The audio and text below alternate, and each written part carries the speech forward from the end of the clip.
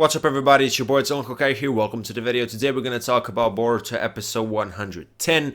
The next episode is actually going to be the last episode of the Mirai arc, in case you didn't know.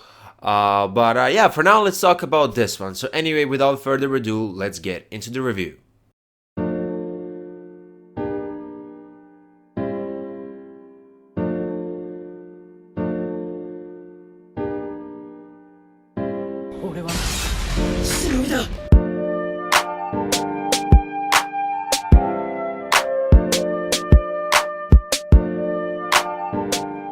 If you really think about it, this episode was pretty simple.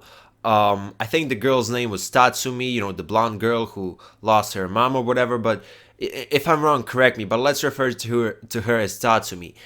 Basically, Tatsumi and Mirai talk about their parents, how they wish they could talk to them more.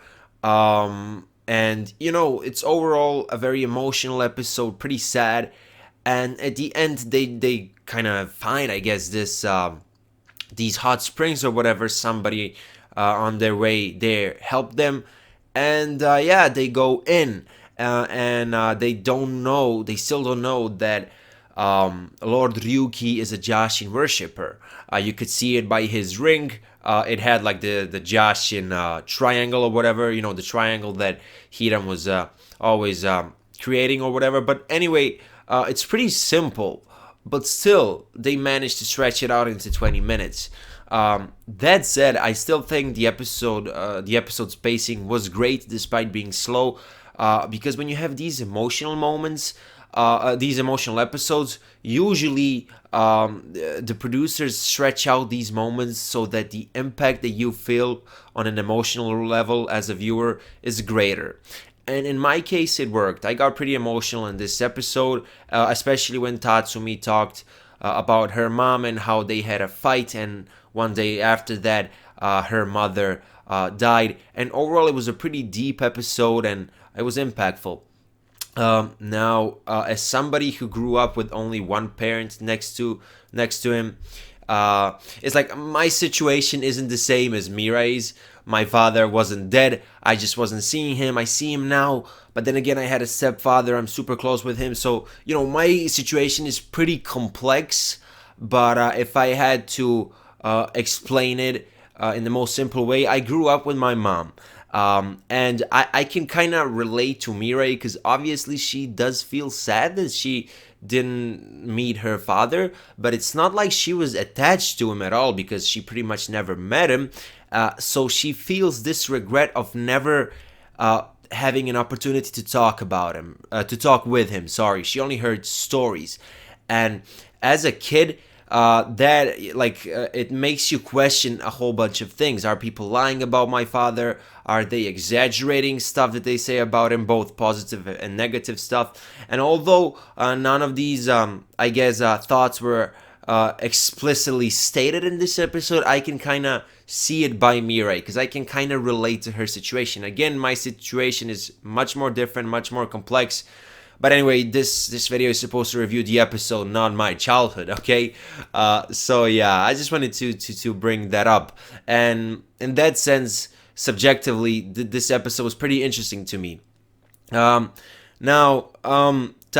obviously did lie about wanting to see all these hot springs, because her mother had a hobby of going to hot springs. But still, I think that lie is pretty justifiable, because if she were to say it right away in front of everybody, yo, I'm going to this place where you can see the dead, most people would think that she's crazy.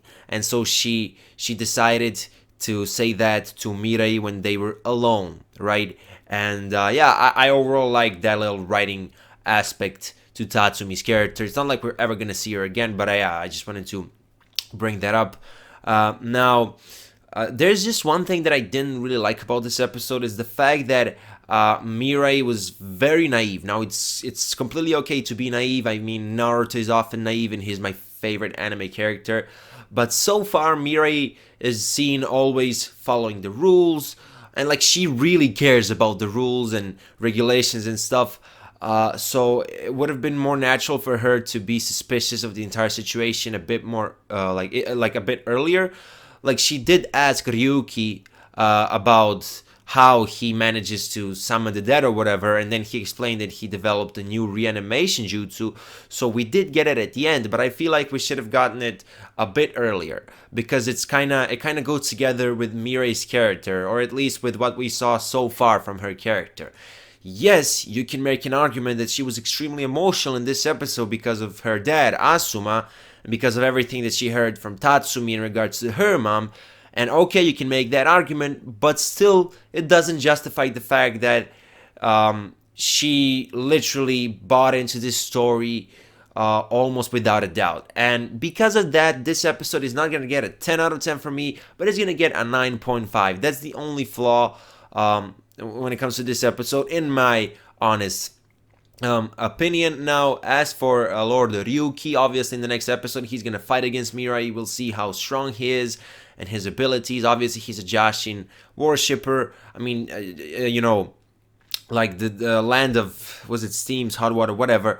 This land, this is where Hiram was from as well. So you have this nice parallel between Asuma and Hiran, and Ryuki and Mirai. It's a really nice parallel, and the Boruto series often does this. Like it creates these similar moments, like moments similar to Naruto's moments. For example, in Naruto you had Orochimaru interrupting the Chunin exams. In the Boruto anime, the exams were done. Boruto won the exams. Obviously he cheated, but then somebody interrupts it. And I like these writing parallels. I think they're nostalgic, and they just, first of all, most of them are greatly written, and plus they remind you of Naruto, which just adds a little bit of nostalgia to it. So yeah, anyway, as I said, 9.5 from me for this episode. That was your boy Hokage. Let me know what you think about this episode in the comment section of this video. Twitter, Discord, Instagram, and second channel links are in the description, and I'll see you in my next video. Bye.